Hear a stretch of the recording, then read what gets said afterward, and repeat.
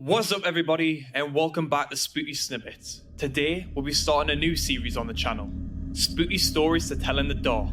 And what better to kick off the series than none other than the Russian sleep experiment. Our story begins in the late 1940s, when Russian researchers kept 5 people awake for 15 days using an experimental gas-based stimulant. They were kept in a sealed environment to carefully monitor their oxygen intake so the gas didn't kill them, since it was toxic in high concentrations. This was before closed-circuit cameras, so they only had microphones and 5-inch thick glass porthole-sized windows into the chamber to monitor them. The chamber was stocked with books, cots to sleep in but no bedding, running water with a toilet, and enough dry food to last all 5 for over a month. The test subjects were political prisoners deemed enemies of the state during World War II. Everything was fine for the first 5 days. The subjects hardly complained, having been promised, falsely, that they would be freed if they submitted to the test and did not sleep for 30 days. Their conversations and activities were monitored, and it was noted that they continued to talk about increasingly traumatic incidents of their past, and the general tone of their conversations took on a darker aspect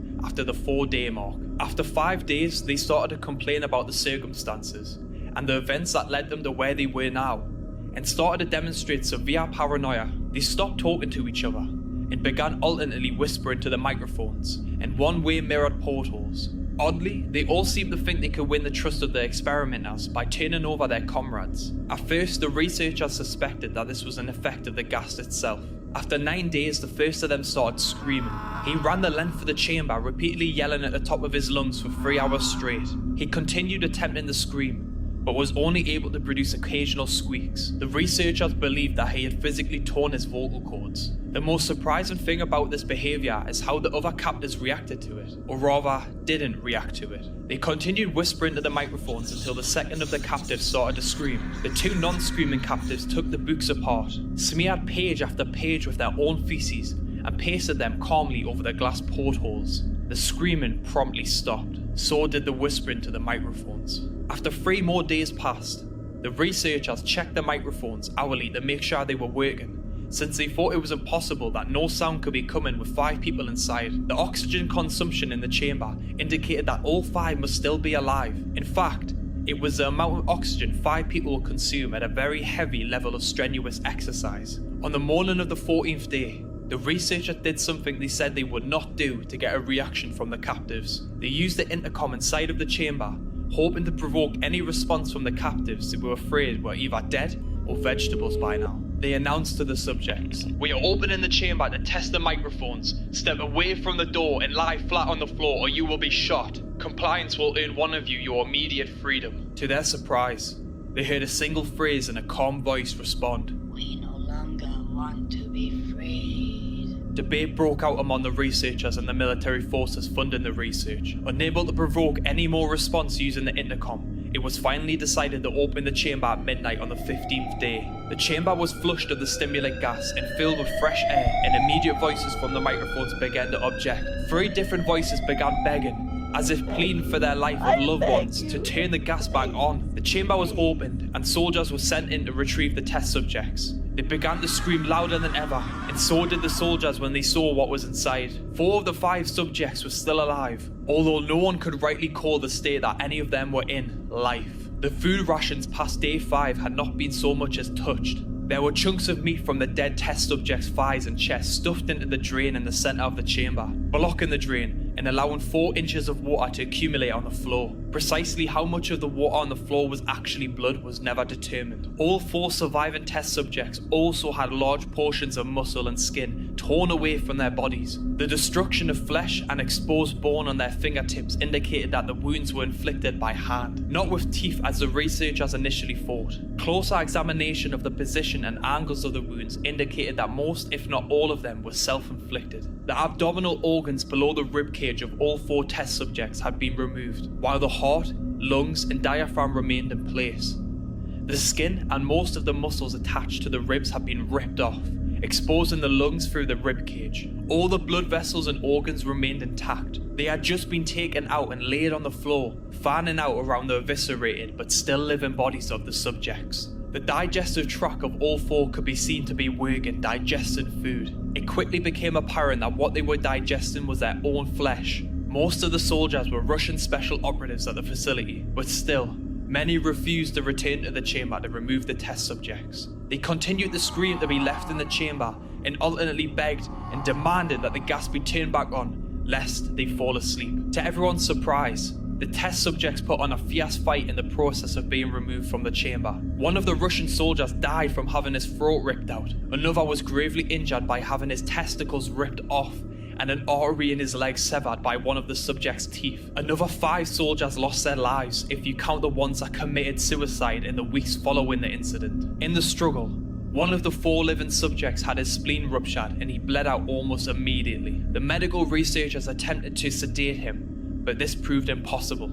He was injected with more than 10 times the human dose of morphine and still fought like a cornered animal, breaking the ribs and arm of one doctor. The subject's heart was seen to beat for a full 2 minutes after he had bled out to the point there was more air in his vascular system than blood. Even after it stopped, he continued to scream and flail for another 3 minutes, struggling to attack anyone in reach and just repeating the word over and over, weaker and weaker, until he finally fell silent. The surviving 3 test subjects were heavily restrained and moved to a medical facility. The 2 with intact vocal cords continuously begging for the gas, demanding to be kept awake. The most injured of the 3 was taken to the only surgical operating room that the facility had. In the process of preparing the subject to have his organs placed back within his body, it was found that he was effectively immune to the sedative they had given him. He fought furiously against the restraints. When the anesthetic gas was brought out to put him under, he managed to tear most of the way through a 4-inch wide leather strap on one wrist,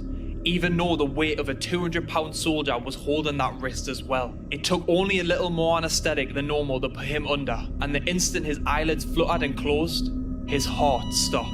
In the autopsy of the test subject that died on the operating table, it was found that his blood had triple the normal level of oxygen. His muscles that were still attached to his skeleton were badly torn, and he had broken 9 bones in his struggle to not be subdued. Most of them were from the force his own muscles had exerted on them. The second survivor had been the first of the group of 5 to start screaming. With his vocal cords destroyed, he was unable to beg or object to the surgery, and he only reacted by shaking his head violently in disapproval when the anesthetic gas was brought near him. He shook his head yes when someone suggested reluctantly that they try the surgery without anesthetic, and did not react for the entire 6-hour procedure of replacing his abdominal organs and attempting to cover them with what remained of his skin. The surgeon presiding stated repeatedly that it should not be medically possible for the patient to still be alive. One terrified nurse assisting the surgery stated that she had seen the patient's mouth curl into a smile several times whenever his eyes met hers. When the surgery ended, the subject looked at the surgeon and began to wheeze loudly,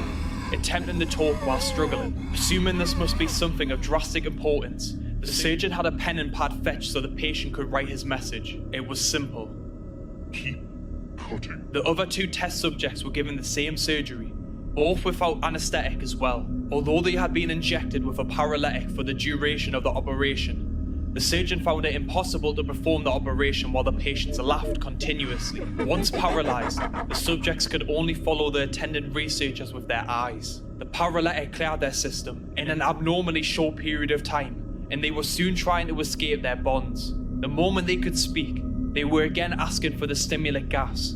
The researchers tried asking why they had injured themselves, why they had ripped out their own guts, and why they wanted to be given the gas again. Only one response was given: I must remain awake. All 3 subjects' restraints were reinforced, and they were placed back into the chamber, awaiting determination as to what should be done with them. The researchers, facing the wrath of their military benefactors for having failed the stated goals of their project, considered euthanizing the surviving subjects. The commanding officer, a former KGB agent, instead saw potential and wanted to see what would happen if they were put back on the gas. The researchers strongly objected, but they were overruled. In preparation for being sealed in the chamber again, the subjects were connected to an EEG monitor and had their restraints padded for long-term confinement. To everyone's surprise, all 3 stopped struggling the moment it was let slip that they were going back on the gas. It was obvious that at this point, all 3 were putting up a great struggle to stay awake. One of the subjects that could speak was humming loudly and continuously. The mute subject was straining his legs against the leather bonds with all his might, first left, then right, then left again, for something to focus on. The remaining subject was holding his head off his pillow and blinking rapidly. Having been the first to be wired for EEG, most of the researchers were monitoring his brainwaves in surprise. They were normal most of the time, but sometimes flatlined inexplicably. It looked as if he were repeatedly suffering from brain death before returning to normal. As they focused on the paper scrolling out of the brainwave monitor, only one nurse saw his eyes slip shut. At the same moment, his head hit the pillow. His brainwaves immediately changed to that of a deep sleep, then flatlined for the last time as his heart simultaneously stopped. The only remaining subject that could speak started screaming to be sealed in. His brainwaves showed the same flatlines as one who had just died from falling asleep. The commander gave the order to seal the chamber with both subjects inside, as well as 3 researchers. One of the named 3 immediately drew his gun and shot the commander point blank between the eyes, then turned the gun on the mute subject and blew his brains out as well. He pointed his gun at the remaining subject, still restrained to the bed, as the remaining members of the medical and research team fled the room. I won't be locked in here with these things. Not with you. He screamed at the man strapped to the table. What are you? He demanded. I must know. The subject smiled. Have you forgotten so easily? The subject asked. We are you. We are the madness that lurks within you all, begging to be set free at every moment in your deepest animal mind. We are what you hide from in your beds every night. We are what you sedate into silence and paralysis when you go to the nocturnal haven where we cannot tread. The researcher paused, then aimed at the subject's heart and fired.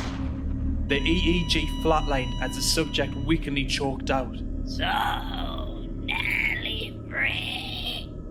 And that is the story of the Russian sleep experiment. I hope you guys enjoyed. If so, make sure to leave a like and let me know in the comments below what story you want me to tell next week on Spooky Stories to Tell in the Dark.